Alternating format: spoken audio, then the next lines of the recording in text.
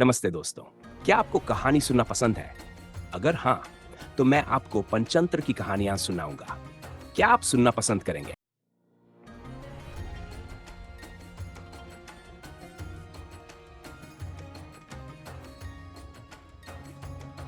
एक घने जंगल में एक विशालकाय वृक्ष खड़ा था। यह वृक्ष इतना बड़ा और मजबूत था कि उस पर कई पक्षियों ने अपना बसेरा बना रखा था। उनमें से एक पक्षी का जोड़ा भी था, जो अपनी डाल पर घोंसला बनाकर सुखी जीवन बिता रहा था। इस वृक्ष पर एक लकड़फोड़वा भी रहता था, जो एक मेहनती और समझदार पक्षी था। लकड़फोड़वा और पक्षी दंपति आपस में गहरे मित्र थे और एक दूसरे की हर तरह से मदद करते थे। एक दिन उस वृक्ष के नीचे एक विशाल हाथी आया। उसने अपनी लंबी सूंड उठाई और उसी डाल को तोड़ डाला जिस पर पक्षियों का घोंसला था। घोंसला टूट जाने से पक्षी दंपति बहुत दुखी हो गए। उनके अंडे भी गिरकर टूट गए थे और उनका घर उजड़ गया था। दुखी और हताश पक्षी दंपति रोने लगे। लकड़फोड़वा अपने दोस्तों को दुखी देखकर उनसे पूछने लगा, क्या हुआ मित्रों, तुम इतने दुखी क्यों हो? पक्षी दंपति ने अपनी व्यथा सुनाई। हमारी डाल पर हमारा घोंसला था जहां हम सुख से रहते थे, लेकिन आज एक दुष्ट हाथी आया और उसने हमारी डाल को तोड़ दिया। हमारा घर उजड़ गया और हमारे अंडे भी टूट गए। अब हमें समझ नहीं आ रहा कि हम क्या करें और इस हाथी से कैसे बचें। लकड़फोड़वा ने उनकी बातें ध्यान से सुनी और उन्हें सांत्वना देते हुए कहा, तुम्हारी समस्या का समाधान जरूर निकलेगा। मेरे एक मित्र मक्खी है, जो बहुत छोटी है लेकिन होशियार है। वह जरूर इस समस्या का हल निकालेगी। लकड़फोड़वा पक्षी दंपति को लेकर मक्खी के पास पहुंचा और उसे सारी समस्या बताई। मक्खी ने पूरी बात सुनी और कहा, यह समस्या तो सच में बड़ी है, लेकिन चिंता मत करो। मेरा एक और दोस्त है जो मेढक है। वह बहुत ही चालाक और बुद्धिमान है। वह हमारी मदद कर सकता है। मक्खी अपने दोस्तों को लेकर मेंढक के पास पहुंची और उसे सारी बात बताई। मेंढक ने उनकी परेशानी सुनी और सोच में पड़ गया। थोड़ी देर बाद मेंढक ने मुस्कुराते हुए कहा, हम सब मिलकर इस हाथी से निपट सकते हैं।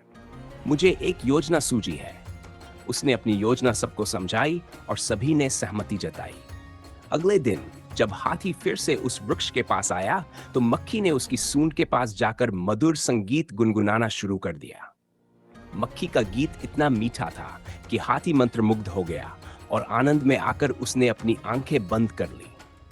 जैसे ही हाथी ने अपनी आंखें बंद की, लकड़फोड़वा ने तेजी से उड़कर उसकी दोनों आंखों को अपनी तीखी चोंच से फोड़ दिया। हाथी तड़प उठा और अब उसे कुछ भी दिखाई नहीं दे रहा था। अंधा होकर हाथी इधर उधर भागने लगा। कुछ समय बाद हाथी को जोर की प्यास लगी, लेकिन उसे पानी का कोई स्रोत दिखाई नहीं दे रहा था। तभी उसने पास में मेंढक की आवाज सुनी। यह वही मेंढक था जो मक्खी का मित्र था। मेंढक एक बड़े गड्ढे के अंदर बैठकर टर टर कर रहा था। मेंढक की आवाज सुनकर हाथी ने सोचा कि जहां से यह आवाज आ रही है, वहीं पानी होगा। वह आवाज की दिशा में चल पड़ा और गड्ढे की ओर बढ़ा, लेकिन वह यह नहीं जानता था कि वह गड्ढा बहुत गहरा है। जैसे ही हाथी गड्ढे के पास पहुंचा, वह उसमें गिर गया। गड्ढे में गिरकर हाथी फंस गया और अब वह बाहर निकलने का कोई रास्ता नहीं खोज पा रहा था। धीरे धीरे वह वहां ही थक कर रह गया और उसकी जान चली गई।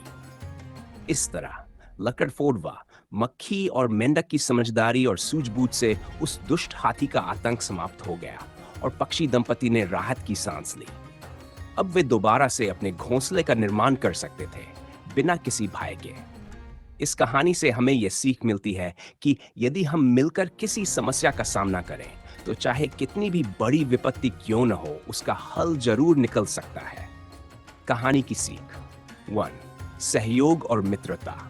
कहानी दिखाती है कि समस्याओं का अकेले सामना करने की बजाय मिलकर काम करना ज्यादा प्रभावी हो सकता है। समझदारी से योजना बनाना। हिंसा या गलत तरीके से जवाब देने की बजाय समझदारी से किसी भी समस्या का समाधान निकाला जा सकता है। बुद्धिमानी और रणनीति। कहानी बताती है कि अगर सही रणनीति और बुद्धिमानी का उपयोग किया जाए, तो बड़े से बड़े दुश्मन को भी हराया जा सकता है। सार, मित्रों की मदद लेना। कभी कभी कठिन परिस्थितियों में मित्रों द्वारा दी गई सहायता बहुत महत्वपूर्ण साबित होती है। धैर्य और संयम। कहानी के पात्रों का धैर्य और संयम उन्हें सफलता की ओर ले जाता है। मुख्य सीख। इस कहानी से ये सीख मिलती है कि एकता, समझदारी की योजना और मित्रता के साथ मिलकर किसी भी बड़े खतरे या कठिनाई को हराया जा सकता है। तो बताइए, आपको हमारी कहानी कैसी लगी? अगर अच्छी लगी हो तो हमारी चैनल को लाइक और सब्सक्राइब अवश्य करें। अपने मित्रों के साथ इसे जरूर शेयर करें ताकि वे भी कहानियों का आनंद ले सकें। आपने हमें अपना कीमती समय दिया, इसके लिए मैं आपका बहुत बहुत आभारी हूं। अगली बार फिर मिलते हैं एक नई कहानी के साथ। तब तक जय हिंद, जय भारत।